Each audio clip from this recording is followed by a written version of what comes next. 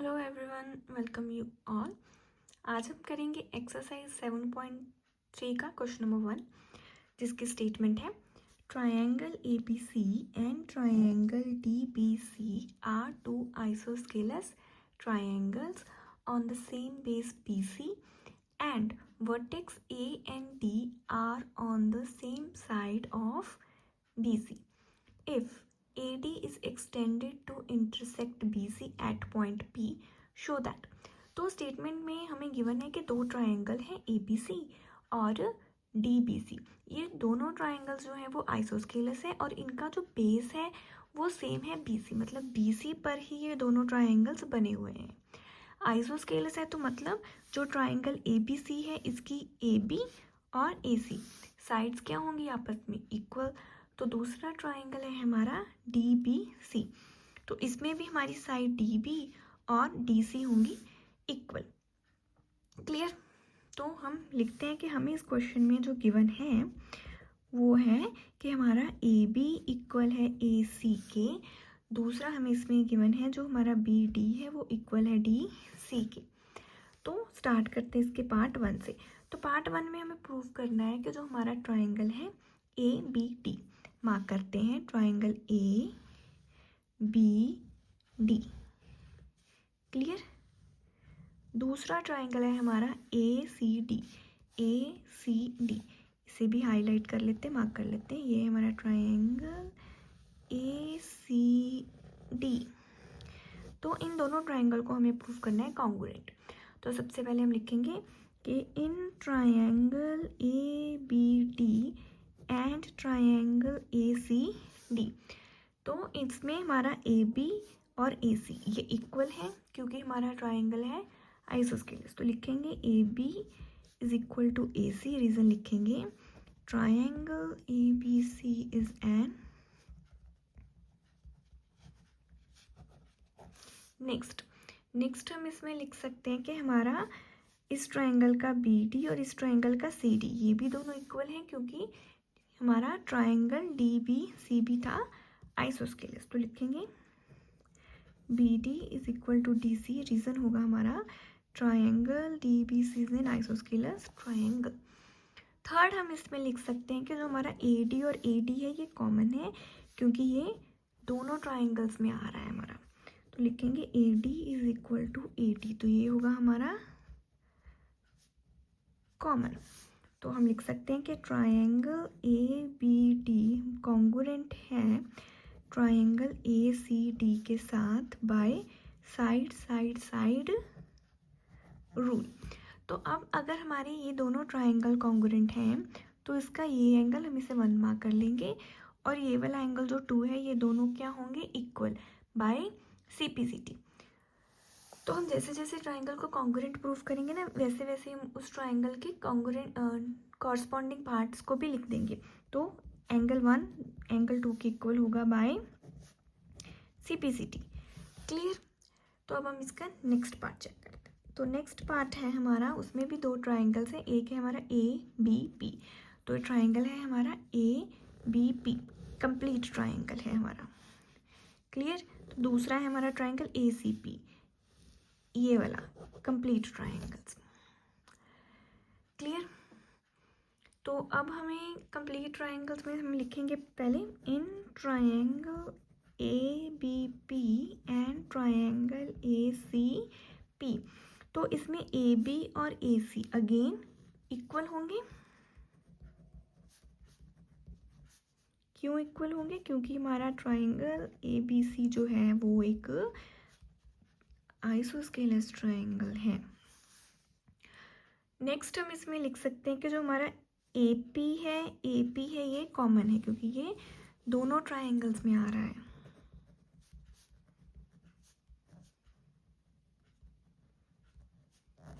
Third हम इसमें लिख सकते हैं कि इस ट्रायंगल का एंगल 1 इस ट्रायंगल के एंगल 2 के इक्वल है क्योंकि इसे हमने CPCT के साथ प्रूव किया। तो हम लिख सकते हैं कि एंगल 1 एंगल 2 के इक्वल होगा और इसका हम रीज़न लिखेंगे प्रूव्ड अबव, क्योंकि इसे हमने ऊपर प्रूव किया पार्ट 1 में। क्लियर। तो इसी के साथ ही हमारे ये ट्रायंगल आपस में होते हैं कॉन्ग्रुएंट। तो लिखेंगे ट्रायंगल ABP कॉन्ग्रुएंट है ट्राइंगल ACP के by side angle side rule. तो अगर हमारे ये दोनों ट्राइंगल कॉन्ग्रुएंट हैं तो इस ट्राइंगल का BP इस ट्राइंगल के PC के क्या होगा, इक्वल बाय CPCT।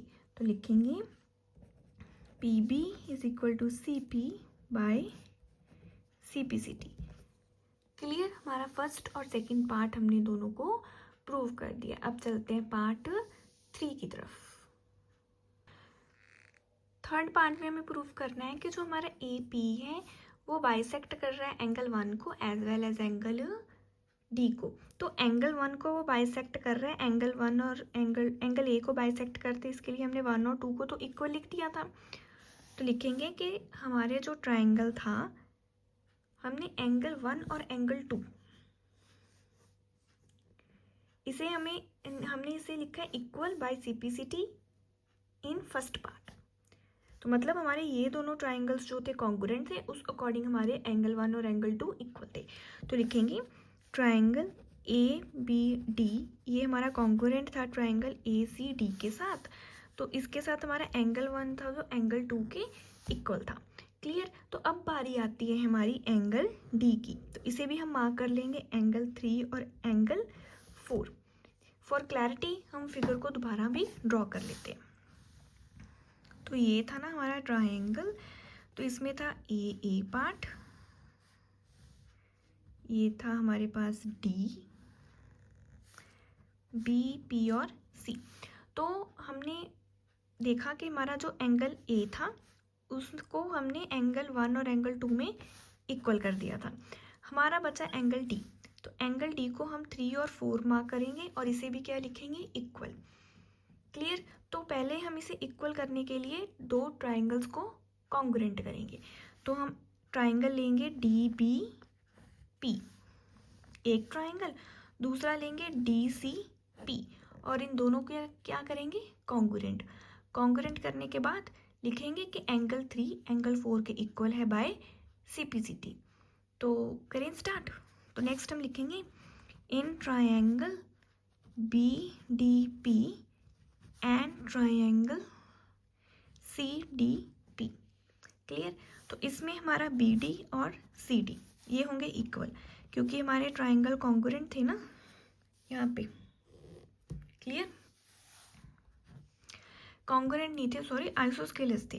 तो हमारा जो ट्राइंगल था BDC वो क्या था, इज एन। नेक्स्ट हम इसमें लिख सकते हैं कि जो DP और DP है ये है कॉमन, क्योंकि ये दोनों में आ रहा है। थर्ड रीजन हम लिख सकते हैं कि हमारा जो BP है इस ट्राइंगल का BP इस ट्राइंगल के CP के इक्वल होगा। जो BP है वो इसके CP के इक्वल होगा, क्योंकि हमने सेकंड पार्ट में ना जब ट्राइंगल्स को कॉन्ग्रुएंट किया था तो हमने CPCT के साथ इसे इक्वल प्रूव किया था। तो उसे हम यहाँ यूज़ करेंगे कि इसे हमने प्रूव किया है और लिखेंगे प्रूव्ड अबव। क्लियर।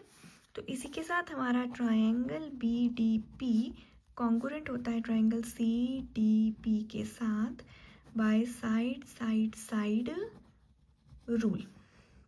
क्लियर। अब अगर हमारा ट्राइंगल कॉन्ग्रुएंट है तो एंगल 3 एंगल 4 के भी इक्वल होगा बाय CPCT।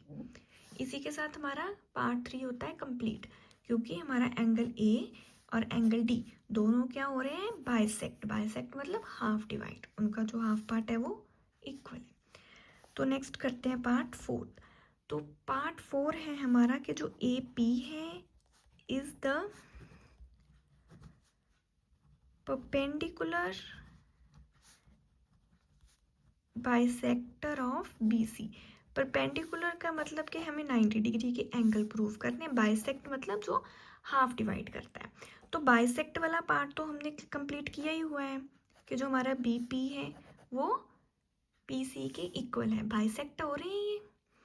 तो स्टार्टिंग करेंगे, पहले लिखेंगे जो हमारा ट्राइंगल है BPD ये वाला जो ट्राइंगल है वो कॉन्ग्रुएंट है हमारे ट्राइंगल PCD के साथ। ये दोनों ट्राइंगल कॉन्ग्रुएंट है हमारे। क्लियर। तो अगर ये दोनों ट्राइंगल कॉन्ग्रुएंट है तो इस वाला एंगल 5 और एंगल 6 ये भी क्या होंगे हमारे इक्वल हो जाएंगे बाय CPCT। जैसे हमने पार्ट 3 में इस ट्राइंगल को और इसको कॉन्ग्रुएंट किया था, 3 और 4 को CPCT के साथ इक्वल कर दिया, तो उस ट्राइंगल में हम 5 और 6 को भी तो लिख सकते हैं, तो हमने यहाँ लिख लिया, ठीक है। और उस ट्राइंगल में हमारी ये वाली साइड और ये वाली साइड भी तो इक्वल हो सकती हैं, तो वो भी हम CPCT में लिख देंगे कि जो हमारी BP है वो भी PC के इक्वल है बाय CPCT। क्लियर। तो बाइसेक्ट वाला पार्ट हमने यहाँ पर कंप्लीट कर लिया। अब करेंगे हम परपेंडिकुलर को। तो परपेंडिकुलर को हम लिख सकते हैं कि जो हमारा एंगल 5 और एंगल 6 है, अगर इन्हें प्लस करेंगे तो ये लीनियर पेयर है, तो लिखेंगे एंगल 5 प्लस एंगल 6 ये 180 डिग्री का है, रीजन होगा हमारा लीनियर पेयर। क्लियर। तो एंगल 5 और एंगल 6 तो सेम है, तो हम 6 की जगह पे भी एंगल 5 को लिख सकते हैं, तो ये हो जाएगा हमारा 2 ऑफ एंगल 5, जो सॉल्व करने पे होगा हमारा 180 डिवाइडेड बाई 2 और एंगल 5 हो जाएगा हमारा 90। 5 और 6 तो सेम है, तो एंगल 6 भी क्या हो जाएगा 90 डिग्री का। तो इसी के साथ जो हमारी लाइन है AP वो BC की क्या हो जाएगी परपेंडिकुलर बाइसेक्टर। इतना डिफ़िकल्ट क्वेश्चन ये नहीं है, अगर आप इसे धीरे से आराम से समझेंगे तो ये आपको इजीली समझ में आ जाएगा। इसी के साथ जो हमारा क्वेश्चन 1 है वो होता है कंप्लीट। होप आपको इजी लगा होगा। अगर आप मेरे चैनल पर पहली बार आए हैं तो चैनल को सब्सक्राइब कर लेना। Thanks for watching.